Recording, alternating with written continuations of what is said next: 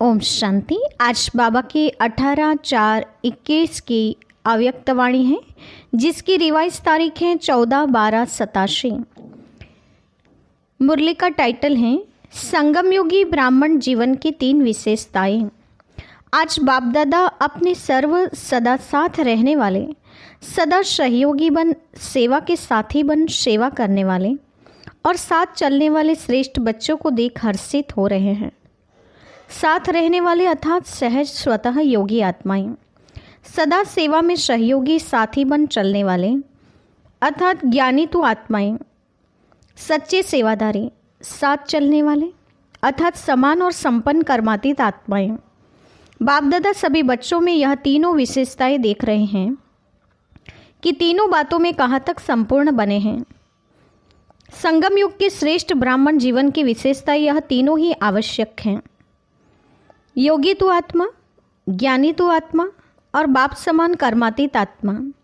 इन तीनों में से अगर एक भी विशेषता में कमी है तो ब्राह्मण जीवन की विशेषताओं के अनुभवी न बनना अर्थात संपूर्ण ब्राह्मण जीवन का सुख व प्राप्तियों से वंचित रहना है, क्योंकि बाप दादा सभी बच्चों को संपूर्ण वरदान देते हैं। ऐसे नहीं कि यथाशक्ति योगी भव व यथाशक्ति ज्ञानी तो आत्मा भव, ऐसा वरदान नहीं देते हैं। साथ साथ संगम युग जो सारे कल्प में विशेष युग है, इस युग अर्थात समय को भी वरदानी समय कहा जाता है, क्योंकि वरदाता बाप वरदान बांटने इस समय ही आते हैं।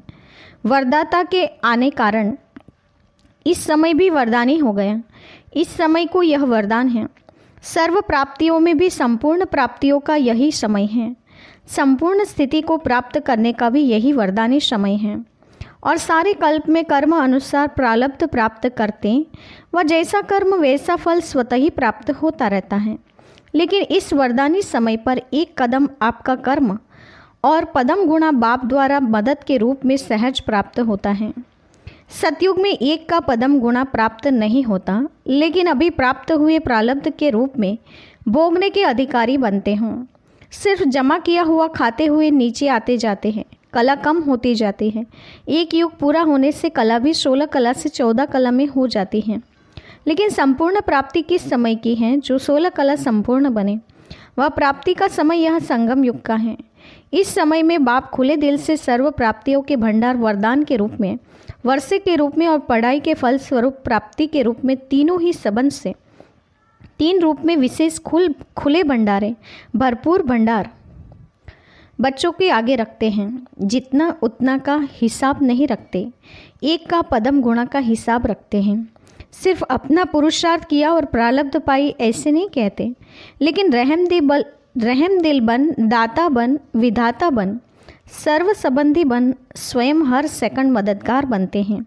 1 सेकंड की हिम्मत और अनेक वर्षों के समान मेहनत की मदद के रूप में सदा सहयोगी बनते हैं, क्योंकि जानते हैं कि अनेक जन्मों की भटकी हुई निर्बल आत्माएं हैं, थकी हुई हैं, इसलिए इतने तक सहयोग देते हैं, मददगार बनते हैं। स्वयं ऑफर करते हैं कि सर्व प्रकार का बोझ बाप को दे दो, बोझ उठाने की ऑफर करते हैं। भाग्य विधाता बन, नॉलेजफुल बनाएं, श्रेष्ठ कर्मों का ज्ञान स्पष्ट समझाएं। भाग्य की लकीर खींचने का कलम आपके हाथ में दे देते हैं। भाग्य की लकीर जितनी लंबी खींचने चाहो उतना खींच लो। सर्व खुले खजानों की चाबी आपके हाथ में दी है, और चाबी भी कितनी सहज है। अगर माया के तूफान आते भी हैं तो छत्र छाया बन सदा सेफ भी रखते हैं। जहाँ छत्र छाया है वहाँ तूफान क्या करेगा। सेवादारी भी बनाते हैं, लेकिन साथ साथ बुद्धिवानों की बुद्धि बन आत्माओं को टच भी करते, जिससे नाम बच्चों का काम बाप का सहज हो जाता। इतना लाड और प्यार से लाडले बनाए पालना करते, जो सदा अनेक झूलों में झुलाते रहते हैं, पाँव नीचे नहीं रखने देते। कभी खुशी के झूले में, कभी सुख के झूले में, कभी बाप की गोदी के झूले में, आनंद प्रेम शांति के झूले में झूलते रहते। झूलना अर्थात मौज मनाना, यह सर्व प्राप्तियाँ इस वरदानी समय की विशेषता है। इस समय वरदाता विधाता होने के कारण बाप और सर्व संबंध निभाने के कारण बाप रहमदिल हैं। एक का पदम देने की विधि इस समय की है। अंत में हिसाब किताब चुकतू करने वाले अपने साथी से काम लेंगे। साथी कौन है जानते हो ना? फिर यह एक का पदम गुणा का हिसाब समाप्त हो जाएगा। अभी रहम दिल है, फिर हिसाब किताब शुरू होगा। इस समय तो माफ़ भी कर देते हैं, कड़ी भूल को भी माफ़ कर और ही मददगार बन आगे उड़ाते हैं। सिर्फ दिल से महसूस करना अर्थात माफ़ होना। जैसे दुनिया वाले माफ़ी लेते हैं, यहाँ उस रीति से माफ़ी नहीं लेनी होती। महसूसता की विधि ही माफ़ी है। तो दिल से महसूस करना, किसके कहने से या समय पर चलाने के लक्ष्य से, यह माफ़ी मंजूर नहीं होती है। कई बच्चे चतुर भी होते हैं, वातावरण देखते हैं तो कहते हैं अभी तो महसूस कर लो, माफ़ी ले लो, आगे देखेंगे। लेकिन बाप भी नॉलेजफुल हैं, जानते हैं, फिर मुस्कुराते छोड़ देते हैं, लेकिन माफ़ी मंजूर नहीं करते। बिना विधि की सिद्धि तो नहीं मिलेगी ना। विधि एक कदम की है और सिद्धि पद्म कदम की जितनी है, लेकिन एक कदम की विधि तो यथार्थ होगा ना। तो इस समय की विशेषता कितनी है, वह वरदानी समय कैसे है, यह सुनाया। वरदानी समय पर भी वरदान नहीं लेंगे तो किस समय लेंगे। समय समाप्त हुआ और समय प्रमाण यह समय की विशेषताएं भी सब समाप्त हो जाएगी। इसलिए जो करना है, जो लेना है, जो बनाना है, वह अब वरदान के रूप में बाप की मदद के समय में कर लो, बना लो। फिर यह डायमंड चांस मिल नहीं सकता। समय की विशेषताएं तो सुनी। समय की विशेषताओं के आधार पर ब्राह्मण जीवन की जो 3 विशेषताएं बताई हैं, इन तीनों में संपूर्ण बनो। आप लोगों का विशेष स्लोगन भी यही है, योगी बनो, पवित्र बनो, ज्ञानी बनो, कर्मातीत बनो। जब साथ चलना ही है तो सदा साथ रहने वाले ही साथ चलेंगे। जो साथ नहीं रहते वह साथ चलेंगे कैसे। समय पर तैयार ही नहीं होंगे साथ चलने के लिए, क्योंकि बाप समान बनना अर्थात तैयार होना है। समानता ही हाथ और साथ है, नहीं तो क्या होगा। आगे वालों को देखते पीछे पीछे आते रहें तो यह साथी नहीं हुए ना। साथी तो साथ चलेंगे। बहुत काल का साथ रहना, साथी बन सहयोगी बनना, यह बहुत काल का संस्कार ही साथी बनाए साथ ले जाएगा। अभी भी साथ नहीं रहते, इससे सिद्ध है कि दूर रहते हैं। तो दूर रहने के संस्कार साथ चलने के समय भी दूरी का अनुभव कराएगा। इसलिए अभी से तीनों ही विशेषताएं चेक करें। सदा साथ रहो, सदा बाप के साथी बन सेवा करो। करावनहार बाप निमित्त करनहार मैं हूँ, तो कभी भी सेवा हलचल में नहीं आएगी। जहाँ अकेले हो तो मैंपन में आते हो। फिर माया बिल्ली म्याऊ म्याऊ करती हैं, आप मैं करते, वह कहती मैं आऊँ। माया को बिल्ली कहते हैं ना। तो साथी बन सेवा करो। कर्मातीत बनने की भी परिभाषा बड़ी गुह्य है, वह फिर सुनाएंगे। आज सिर्फ यह 3 बातें चेक करना और समय की विशेषताओं का लाभ कहाँ तक प्राप्त किया है। क्योंकि समय का महत्व जानना अर्थात महान बनना, स्वयं को जानना, बाप को जानना, जितना यह महत्व का है वैसे समय को जानना भी आवश्यक है। तो समझा क्या करना है। बाप दादा बैठ रिजल्ट सुनावे, इससे पहले अपने रिजल्ट अपने आप निकालो, क्योंकि बाप दादा ने रिजल्ट अनाउंस कर ली हैं। तो रिजल्ट को सोचेंगे कि अब तो अनाउंस हो गया, अब क्या करेंगे।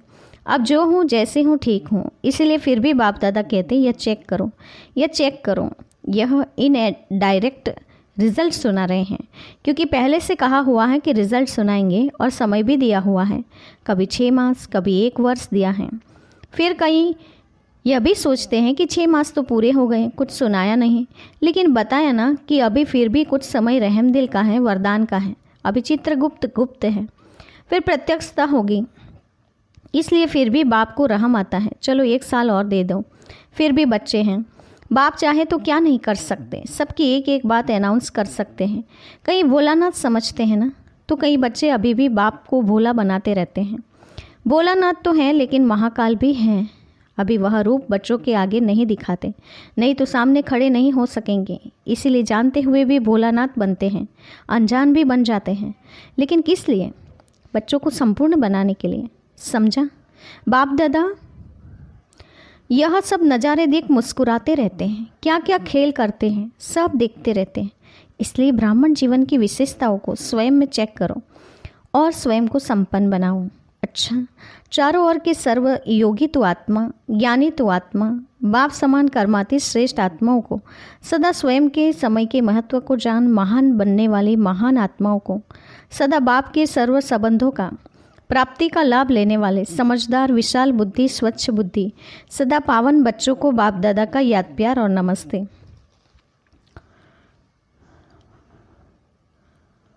पार्टियों से मुलाकात है। सदा अपने को सर्वशक्तियों से संपन्न मास्टर सर्वशक्तिवान आत्माएं अनुभव करते हो। बाप ने सर्वशक्तियों का खजाना वर्षे में दे दिया, तो सर्वशक्तियाँ अपना वर्षा अर्थात खजाना है। अपना खजाना साथ रहता है ना। बाप ने दिया बच्चों का हो गया, तो जो चीज़ अपनी होती है वह स्वतः याद आती रहती हैं। वह जो भी चीज़ें होती हैं वह विनाशी होती हैं, और यह वर्षा व शक्तियाँ अविनाशी हैं। आज वर्षा मिला, कल समाप्त हो जाए, ऐसा नहीं। आज खजाने हैं, कल कोई जला दे, कोई लूट ले, ऐसा खजाना नहीं है। जितना खर्चो उतना बढ़ने वाला है। जितना ज्ञान का खजाना बांटो उतना ही बढ़ता रहेगा। सर्व साधन भी स्वतः ही प्राप्त होते रहेंगे। तो सदा के लिए वर्षे के अधिकारी बन गए, ये खुशी रहती है ना। वर्षा भी कितना श्रेष्ठ है, कोई अप्राप्ति नहीं, सर्व प्राप्तियाँ हैं। अच्छा, फिर आगे हैं अमृत वेले विदाई के समय दादियों से व दादी निर्मल संतत से बाप दादा की मुलाकात। महारथियों के हर कदम में सेवा है, चाहे बोले चाहे नहीं बोले, लेकिन हर कर्म हर चलन में सेवा है। सेवा बिना एक सेकंड भी रह नहीं सकते, चाहे मनसा सेवा में हो, चाहे वाचा सेवा में, चाहे संबंध संपर्क से। लेकिन निरंतर योगी भी हैं तो निरंतर सेवाधारी भी हैं। अच्छा है, जो मधुबन में खजाना जमा किया वह सभी को बांट के खिलाने के लिए जा रही हूँ। महारथियों का स्थान पर रहना भी अनेक आत्माओं का स्थूल सहारा हो जाता है। जैसे बाप छत्रछाया हैं, ऐसे बाप समान बच्चे भी छत्रछाया बन जाते हैं। सभी देख करके कितने खुश होते हैं। तो यह वरदान है सभी महारथियों को। आँखों का वरदान, मस्तक का वरदान, कितने वरदान हैं। हर कर्म करने वाले निमित्त कर्मेंद्रियों को वरदान है। नैनों से देखते हो तो क्या समझते हैं? सभी समझते हैं ना कि बाप की नज़र का इन आत्माओं की नज़र से अनुभव होता है। तो नैनों को वरदान हो गया ना। मुख को वरदान है, इस चेहरे को वरदान है, कदम कदम को वरदान है। कितने वरदान हैं, क्या गिनती करेंगे? औरों को तो वरदान देते हैं, लेकिन आपको पहले से ही वरदान मिले हुए हैं। जो भी कदम उठाओ वरदानों से झोली भरी हुई है।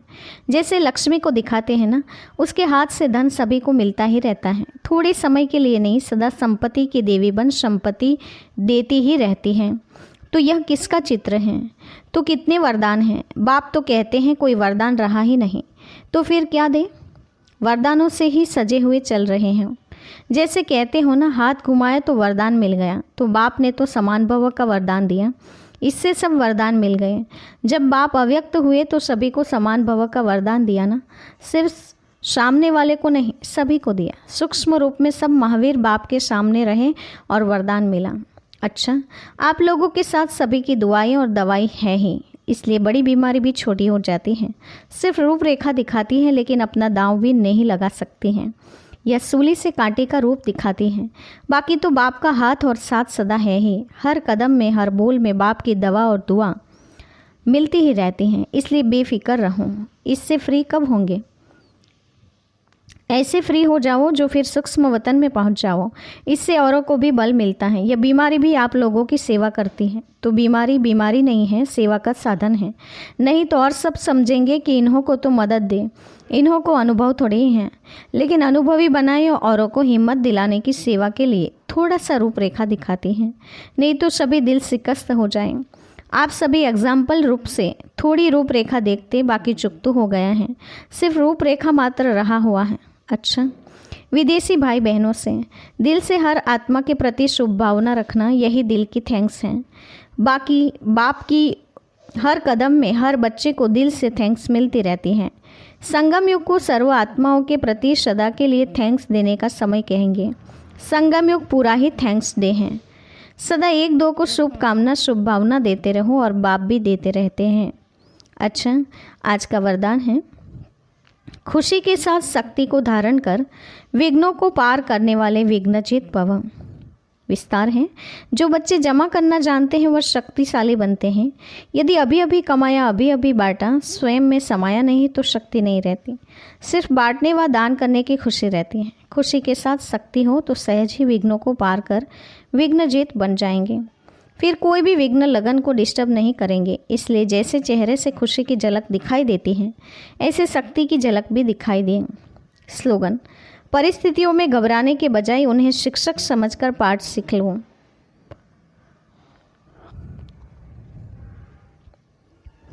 आज के मुख्य पॉइंट्स हैं। आज विशेष बाबा ने हम बच्चों को संगम युगी ब्राह्मण जीवन की 3 विशेषताएं, ज्ञानी तू आत्मा भव, योगी तू आत्मा भव और तीसरा बाप समान कर्मातीत बनने का वरदान दिया है।